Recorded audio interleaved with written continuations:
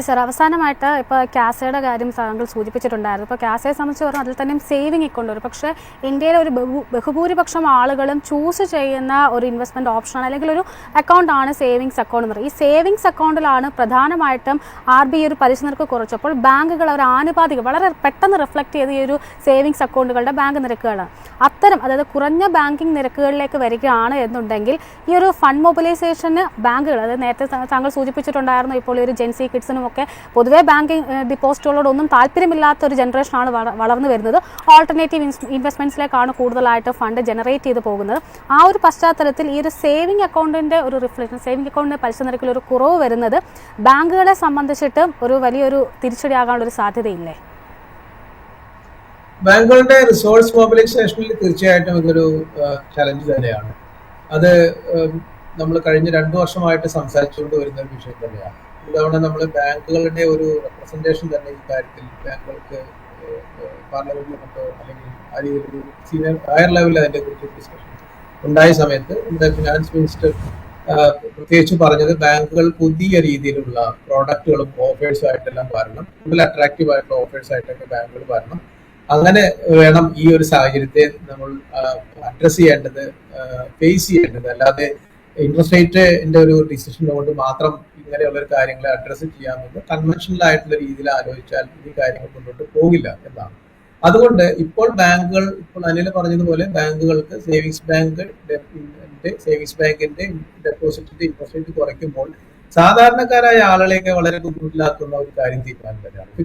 Fixed ഡെപ്പോസിറ്റിന്റെ, പ്രത്യേകിച്ചും ഈ പലിശയെ ആശ്രയിക്കുന്ന നമ്മുടെ സീനിയർ സിറ്റിസണുണ്ട്, മുതിർന്ന പൗരന്മാരൊക്കെ ആയിട്ടുള്ള ആളിലേക്ക് എപ്പോഴും ഈ ബാങ്ക് പലിശയൊക്കെ മാത്രം ഡിപ്പെൻഡ് ചെയ്ത് കഴിയുന്നില്ല. അവരൊന്നും മ്യൂച്വൽ ഫണ്ടിലേക്കും മറ്റ് മാർക്കറ്റിലേക്കും പോകാൻ രീതിയിലുള്ള തീരുമാനമുള്ള ആളുകളല്ല. അവരുടെ ആ റിസ്ക് ടേക്കിങ്ങിന്റെ ഒരു ഏജും കാര്യങ്ങളൊന്നും അതിന് ഒട്ടും കംഫർട്ടബിൾ അല്ല. അതുകൊണ്ട് സാധാരണ രീതിയിൽ ഒരു ബാങ്ക് ഇൻട്രസ്റ്റിനെ ഡിപ്പെൻഡ് ചെയ്തുകൊണ്ടിരിക്കുന്ന ഒരു ലാർജർ സെഗ്മെന്റ് നമ്മുടെ ഒരു സൊസൈറ്റിയിലുണ്ട്.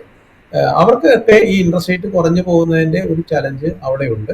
ബാങ്കുകൾക്കാണെങ്കിലും ഈ ഇൻട്രസ്റ്റ് റേറ്റ് കുറച്ച് കൊടുക്കുന്നതിന്റെ ഒരു ഡിഫിക്കൽട്ടി കൊണ്ട് അവർക്ക് കാസയൊക്കെ റിസോഴ്സസിന്റെ ഒരു ചലഞ്ച് ഉണ്ട്. അതുകൊണ്ട് അതിനെ ഫേസ് ചെയ്യാനായിട്ട് ബാങ്കുകൾ ശ്രമിക്കുന്നത് പുതിയ രീതിയിലുള്ള പ്രോഡക്റ്റുകളും ഓഫേഴ്സ്, കൂടുതലായിട്ടുള്ള ഹൈബ്രിഡ് പ്രോഡക്റ്റുകളും പാക്കേജ്ഡ് ആയിട്ടുള്ള പ്രോഡക്റ്റുകളെല്ലാം കൊണ്ടുവരുന്നുണ്ട്. ഇപ്പൊ ചില ബാങ്കുകൾ ഇപ്പോൾ ഓഫർ ചെയ്യുന്നത്, നിങ്ങൾ ഒരു സേവിങ്സ് ബാങ്ക് അക്കൗണ്ട് ഓപ്പൺ ചെയ്തോളൂ, ഞങ്ങൾ സർവീസ് ചാർജസ് എടുക്കില്ല, മിനിമം ബാലൻസ് ചാർജസ് എന്ന് പറയുന്ന ഒരു ചാർജുകൾ എടുത്തിരുന്ന ബാങ്കുകൾ, ചില വലിയ ബാങ്കുകളൊക്കെ പ്രത്യേകിച്ചും നാഷണലൈസ്ഡ് ബാങ്ക്സ് എല്ലാം ആ ചാർജ് ഒഴിവാക്കിക്കൊണ്ട് തന്നെ സേവിങ്സ് ബാങ്ക് അക്കൗണ്ട് വന്നോളൂ, ഞങ്ങൾ മിനിമം ബാലൻസ് ചാർജസ് വേണ്ട എന്ന് പറയുന്ന ഡിസിഷൻ ഉണ്ട്. ചില ആളുകൾ പറയുന്നത്, ഞങ്ങൾ നിങ്ങൾക്ക് കൂടുതലായിട്ടുള്ള ഫെസിലിറ്റീസ് തരാം, ഇൻഷുറൻസ് കവർ തരാം. അതായത് ഞങ്ങളുടെ ഒരു സേവിങ്സ് ബാങ്ക് അക്കൗണ്ട് നിങ്ങൾ ഓപ്പൺ ചെയ്യുകയാണെങ്കിൽ ഞങ്ങൾ നിങ്ങൾക്ക് ഒരു ഇൻഷുറൻസ് കവർ അഡീഷണൽ ആയിട്ട് തരാൻ കഴിയും. ചില ബാങ്കുകൾ ചില രീതിയിലുള്ള പ്രോഡക്റ്റുകൾ, അതായത് കുറച്ച് ഹൈ എൻഡ് സേവിങ്സ് ബാങ്ക് അക്കൗണ്ടുകളൊക്കെ ഓഫർ ചെയ്തിരിക്കുന്ന ചില ബാങ്കുകൾ പറയുന്നത്, ഞങ്ങൾ അൺലിമിറ്റഡ് ആയിട്ട് ട്രാവലേഴ്സിനൊക്കെ സൂട്ടബിൾ ആയിട്ടുള്ള എയർപോർട്ട് ലൗഞ്ചൊക്കെ അൺലിമിറ്റഡ് ആയിട്ട് ഇന്റർനാഷണൽ ലെവലിലൊക്കെ ലൗഞ്ചുകൾ യൂസ് ചെയ്യാൻ കഴിയും. അങ്ങനെ ചില നമ്മുടെ ലോണുകൾക്കെല്ലാം പ്രോസസ്സിംഗ് ഫീസ് കുറച്ച് തരാം. സേഫ് ഡെപ്പോസിറ്റ് ലോക്കർ എടുക്കുമ്പോൾ പ്രോസസ്സിംഗ് ഫീസ് വേണമെങ്കിൽ ഒഴിവാക്കി തരാം, അല്ലെങ്കിൽ ഫീസ് ഒഴിവാക്കി തരാം, അല്ലെങ്കിൽ കുറച്ച് തരാം.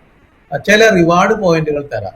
എന്നൊക്കെ രീതിയിലുള്ള ഒരു അഡീഷണൽ ആയിട്ട് പാക്ക് ചെയ്തുകൊണ്ട് ഇടപാടുകാർക്ക് കുറേയും കൂടെ ഒരു മറ്റു രീതിയിലുള്ള കംഫർട്ടുകളും ബെനിഫിറ്റുകളും കൊടുക്കുന്ന രീതിയിലേക്കുള്ള ഹൈബ്രിഡ് പ്രോഡക്റ്റുകൾ കുറെ കൂടെ പാക്ക് ചെയ്തുകൊണ്ട് ഉള്ള ഒരു കസ്റ്റമൈസ്ഡ് ആയിട്ടുള്ള പ്രോഡക്റ്റുകളൊക്കെ കൊണ്ടുവന്നുകൊണ്ടാണ് ബാങ്കുകൾ ഈ ഒരു പ്രതിസന്ധി അല്ലെങ്കിൽ ഈ ഒരു വെല്ലുവിളിയെ നേരിടാൻ ശ്രമിച്ചുകൊണ്ടിരിക്കുന്നത്. പക്ഷെ നേരത്തെ അനില പറഞ്ഞതുപോലെ തന്നെ ഇപ്പോഴത്തെ സാഹചര്യത്തിൽ ആ ഒരു കാസ സോഴ്സിങ്ങും കാസയുടെ ഒരു കിട്ടുന്ന ഒരു സാഹചര്യമൊക്കെ ബാങ്കുകൾക്ക് ഫേസ് ചെയ്യുന്ന വെല്ലുവിളിയാണ്. പക്ഷെ തീർച്ചയായിട്ടും ഒരു ഇതിൽ ഇങ്ങനെ പോലെയുള്ള ഒരു സാഹചര്യങ്ങളെ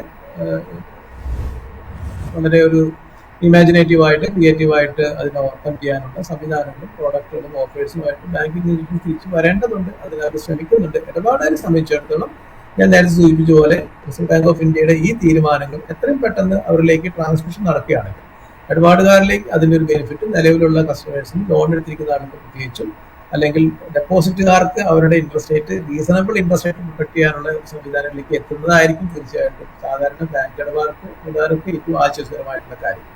yes, thank you so much sir. ഇത്രയും സമയം ഞങ്ങളോടൊപ്പം സ്പെൻഡ് ചെയ്തതിന് വളരെ ഇൻസൈറ്റ്ഫുൾ ആയിട്ടൊരു ഡിസ്കഷൻ ആയിരുന്നു.